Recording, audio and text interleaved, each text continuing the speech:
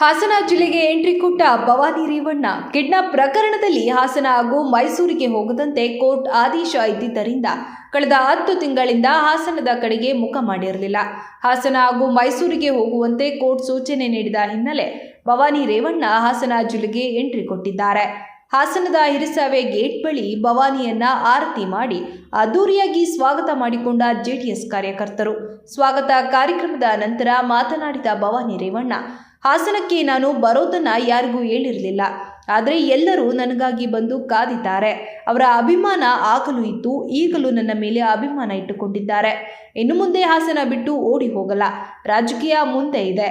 ಭವಾನಿ ರೇವಣ್ಣ ಇನ್ನು ಮುಂದೆ ಹಾಸನದಲ್ಲಿ ಇರಲ್ಲ ಅಂದ್ಕೊಂಡಿದ್ರು, ಆದರೆ ನಾನು ಇನ್ನು ಮುಂದೆ ಇಲ್ಲೇ ಇರ್ತೀನಿ, ರಾಜಕೀಯ ಇಲ್ಲೇ ಮಾಡ್ತೀನಿ ಎಂದರು.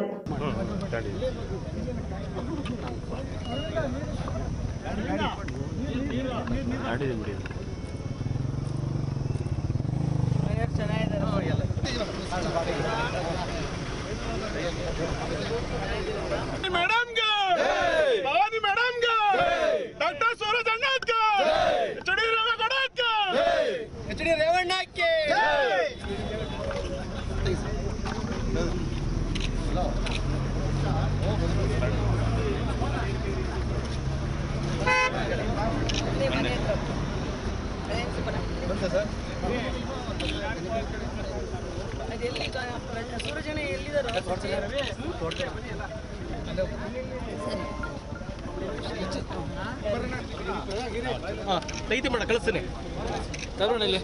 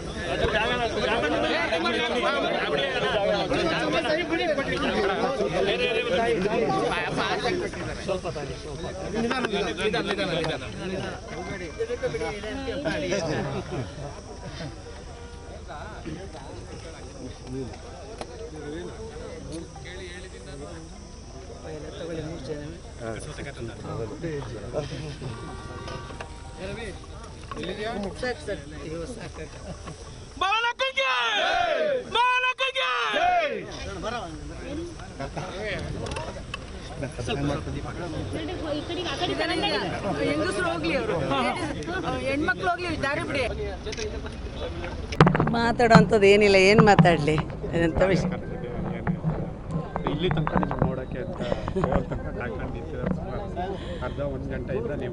ನಾನು ಬರೋವಂಥ ವಿಷಯನ ಯಾರಿಗೂ ಸುಧಾ ನಾನು ಹೇಳೇ ಇರಲಿಲ್ಲ.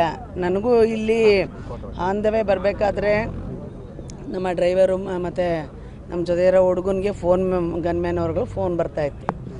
ಅವಾಗ ಗೊತ್ತಾಯಿತು ನನಗೆ ಇಲ್ಲೆಲ್ಲ ಇದ್ದಾರೆ ಅಂತ ಅಂದ್ಬಿಟ್ಟು, ಹಾಗಾಗಿ ಗಾಡಿ ಸ್ಲೋ ಮಾಡಿದ್ದು. ವಿಷಯ ಗೊತ್ತಿಲ್ಲ. ಆದರೆ ನಾನು ಯಾಕೆ ಬರೋಕ್ಕೆ ಹೋಗ್ತಾಯಿದ್ದೀರಾ, ನಾನು ಅದಕ್ಕೋಸ್ಕರ ಯಾಕೆ ಬಂದ್ರಿ ಇಲ್ಲಿವರೆಗೆ, ನಾನು ಅಲ್ಲೇ ಇರ್ತಿದ್ನಲ್ಲ ಊರಲ್ಲಿ, ಅಲ್ಲೇ ಸಿಕ್ಬೋದಿತ್ತಲ್ಲ ಅಂತ ಅದನ್ನೇ ಹೇಳ್ತಾ ಇದ್ದೆ. ಅವ್ರಿಗೇನೋ ಒಂದು ಸಮಾಧಾನ, ಖುಷಿ, ಅಭಿಮಾನ ಇದ್ದಾರೆ. ಆ ಮೊದಲು ಹೇಗಿದ್ರು ಅದೇ ಪ್ರೀತಿ ವಿಶ್ವಾಸ ಈಗಲೂ ಇದ್ದಾರೆ. ನಾನು ಅಷ್ಟೇ ನಮ್ಮ ಹಾಸನ ಜಿಲ್ಲೆ ಜನತೆ ಜೊತೆಲಾಗ್ಬೋದು, ನಮ್ಮ ಹೊಳೆನರಸೀಪುರ ತಾಲೂಕು ಅಂತ ನಾನೇನು ಪ್ರತ್ಯೇಕ ಮಾಡೋದಿಲ್ಲ. ಇಡೀ ಜಿಲ್ಲೆ ಜನದ ಜೊತೆ ನಾನು ಅದೇ ಪ್ರೀತಿ ವಿಶ್ವಾಸದಿಂದ ಅದೇ ರೀತಿ ಇರ್ತೀನಿ. ನಾನೆಲ್ಲೂ ದೂರ ಓಡೋಗಲ್ಲ, ನಾನು ಆ ಜನದ ಜೊತೆಲೇ ಇರ್ತೀನಿ. ನಂಗೆ ಅಷ್ಟೇ ಸಾಕು, ಅದೇ ಖುಷಿ. ಯಾರು ಆ ಥರ ಅಂದ್ಕೊಂಡಿಲ್ಲ ಬಿಡಿ, ಅವ್ರು ಬರಲ್ಲ ಅಂತ. ನಮ್ಮ ಜನ ಅಂತೂ ಅವ್ರು ಯಾರೂ ಆ ಥರ ಅಂದ್ಕೊಳ್ಳಿಕ್ಕೆ ಸಾಧ್ಯನೇ ಇಲ್ಲ ಬಿಡಿ. ಅದೆಲ್ಲ ನೋಡೋಣ ಮುಂದಿನ ದಿನಗಳಲ್ಲಿ ದೇವ್ರು ಹೇಗೆ ದಾರಿ ತೋರಿಸ್ತಾನೆ ಆ ರೀತಿ ನಾವು ಮುಂದುವರಿತೀವಿ. ನಮಸ್ಕಾರ.